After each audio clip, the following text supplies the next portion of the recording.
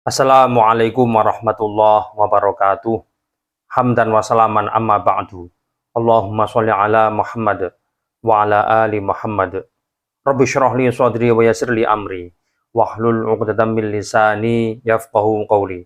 Rabbana la ilma lana illa ma 'allamtana innaka antal alimul hakim. Saudaraku sekalian, dimanapun kita berada, semoga kita semua selalu dalam kesehatan baik jasmani maupun rohani. Dimurahkan rezeki kita, dimudahkan segala urusan kita, dijauhkan dari musibah, penyakit, dan seluruh mara bahaya. Dimanapun dan kapanpun kita selalu dijadikan orang yang beruntung dan diberikan keselamatan baik di dunia maupun di akhirat. Saudaraku sekalian, kita akan membahas berkaitan dengan ta'zim seseorang terhadap orang tua, guru, sahabat, atau terhadap ulama. Ini pernah diperlihatkan dari salah satu oknum Ba'alawi, yaitu saudara Bahar bin Smith, yang membolehkan dan menampakkan diri bahwa dirinya dicium tangan dan kakinya oleh para pengikutnya. Ternyata teman-teman, tradisi menyium tangan dan kaki ini bukan hanya dilakukan oleh pengikut saudara Bahar bin Smith, melainkan juga ada sebagian torekoh yang melakukan seperti ini dan seolah-olah berlebihan dalam menghormati seseorang. Nah, ini mungkin di antara kita juga pernah melakukan hal yang sama, walaupun tidak seluruhnya. Misalkan kita biasa mencium tangan kiai, kemudian tangan orang tua, tangan guru atau ulama. Nah, kira-kira menurut Islam seperti apa? Diperbolehkan ataukah tidak? Perlu diketahui teman-teman, ada makalah khairul umuri awsatuha. Sebaik-baik perkara adalah tengah-tengah. Bahasa Jawa itu mejono. Mejono itu sedengan, tidak terlalu tinggi, juga tidak terlalu rendah. Mengenai adab, agama Islam sudah mengajarkan kepada kita semua tentang bagaimana cara menghormati orang lain berdasarkan posisi masing-masing. Kita menghormati teman sejawat, ini ada caranya sendiri. Menghormati orang yang lebih tua, ini ada caranya sendiri. Menghormati seorang yang memiliki ilmu, ini juga ada caranya sendiri. Nah, namun menghormati mereka dengan cara mencium tangan dan kaki, kira-kira seperti apa? Sebagaimana yang pernah diperlihatkan oleh saudara Bahar bin Smith, bagian dari oknum Ba'alawi ini, dan kita membahas secara umum teman-teman, bukan hanya Kang Bahar, tapi juga masyarakat secara umum. Nah, yang menjadi pertanyaan, apakah tidak membahayakan bagi akidah kita pada saat kita mencium kaki seseorang misalkan, atau kaki orang tua kita? Apakah ini nanti tidak berkaitan dengan akidah, yaitu menghambakan diri kepada makhluk? Padahal menghambakan diri kepada makhluk ini adalah haram dan bisa menyebabkan syirik. Nah, dari pertanyaan ini, maka ada dua pendapat dari kalangan ulama.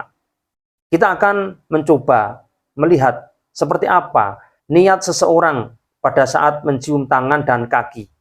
Sebetulnya teman-teman, ketika kita mencium tangan dan kaki seseorang didasari atas rasa cinta atau rasa sayang, maka ini diperbolehkan. Ini dijelaskan dalam hadis yang diriwayatkan oleh Imam At-Tirmidzi. Bismillahirrahmanirrahim. An Sofwan bin Asal radhiyallahu anhu qala yahudiyun li sahibihi idhab bina ila hadzan nabi fa'ataya Rasulullah sallallahu alaihi wasallam fasa'alahu an tis'i ayatin bayyinatin fadzakarul hadis ila qaulihi faqabbala yadahu wa rijlahu wa qala nashhadu annaka nabiyyun rawahu At-Tirmidzi wa ghairuhu. Diceritakan dari sahabat Sofwan bin Asal. Suatu saat Rasulullah Shallallahu Alaihi Wasallam kedatangan seorang Yahudi dan temannya, berarti dua orang dari kalangan Yahudi, datang kepada Rasulullah dan menanyakan tentang 9 ayat Lalu Rasulullah menjelaskan tentang pertanyaan dua Yahudi tersebut dan membuat dua Yahudi tersebut terpukau, terheran-heran atas penjelasan dari Rasulullah Shallallahu Alaihi Wasallam. Lalu dua Yahudi tersebut mencium tangan Rasulullah dan juga kaki Rasulullah sembari berkata dan bersaksi, "Nashhadu annaka nabiyyun." Kami bersaksi bahwa sesungguhnya kamu adalah nabi. Di sini bisa kita lihat bahwa tujuan dua orang Yahudi ini adalah cinta kepada Rasulullah Shallallahu Alaihi Wasallam, bukan mencium tangan dan kaki atas dasar penghambaan kepada Rasulullah, melainkan hanya cinta dan juga kagum atas kehebatan Rasulullah yang diberikan oleh Allah Subhanahu wa Ta'ala. Saudaraku sekalian, mencium tangan dan kaki juga pernah dilakukan oleh kalangan sahabat. Sahabat mencium tangan dan kaki Rasulullah. Tapi ini pun juga hanya momentum, hanya sesekali, bukan merupakan kegiatan harian. Nah, mencium tangan dan kaki ternyata juga pernah dilakukan oleh sebagian sahabat terhadap sahabat yang lain. Misalkan dijelaskan dalam kitab Adabul Mufrad milik Imam Bukhari yang berbunyi, wa akhraja al-Bukhari fil Adabil Mufrad anna aliyan qabbala yadal Abbas wa rijlahu. Sesungguhnya Ali karramallahu wajhah mencium tangan Sayyidina Abbas dan juga kaki Sayyidina Abbas. Nah, ini menunjukkan bahwa Sayyidina Ali mencium tangan dan kaki sahabat Abbas bukan karena menghambakan diri, melainkan mencintai dan menghormati Sayyidina Abbas. Tidak lebih dari itu. Nah, dari hadis-hadis tersebut yang sudah kita jelaskan, terdapat dua pendapat dari kalangan ulama. Yang pertama, kita ambilkan dari pendapat Imam Ibnu Hajar Al-Haytami. Ini dijelaskan dalam kitab Syarah Tuhfatul Muhtaj, juz 1, halaman 209. Di dalam bab haji, yang berbunyi, tambihun qad taqarrara annahu yusannu takbilu yadis sholih bal warijlihi. Telah ditetapkan bahwa disunahkan mencium tangan seorang yang sholih dan juga kakinya. Ini pendapat Ibnu Hajar Al-Haytami, dan beliau adalah bagian dari Syafi'iyah, yaitu pengikut madhab Syafi'i yang membolehkan kita mencium tangan dan kaki terhadap orang yang sholih. Kemudian Imam Nawawi rahimahullah dalam kitab Al-Majmu' juga menyinggung tentang mencium tangan dan kaki seseorang. Di sini dijelaskan, wa yustahabbu taqbilu yadir rajul as-sholih waz-zahid wal alim wa nahwihi min ahlil akhirah wa taqbilu ra'sihi wa rijlihi kayadihi. Disunahkan mencium tangan laki-laki yang sholih, yang ahli zuhud, yang alim, yang memiliki ilmu dan sejenisnya, yaitu orang-orang ahli akhirat, dan juga mencium kepala, kaki, dan tangan. Ini juga disunahkan. Menurut pendapat salah satu pengikut mazhab Syafi'iyah, yaitu Imam Nawawi rahimahullah. Nah, itu pendapat yang membolehkan kita mencium tangan dan kaki seseorang. Sekarang pendapat yang kedua, yang tidak membolehkan mencium tangan dan kaki seseorang. Ibnu Hajar Al-Haytami juga pernah menyinggung dalam kitab Al-I'lam berkaitan dengan ini.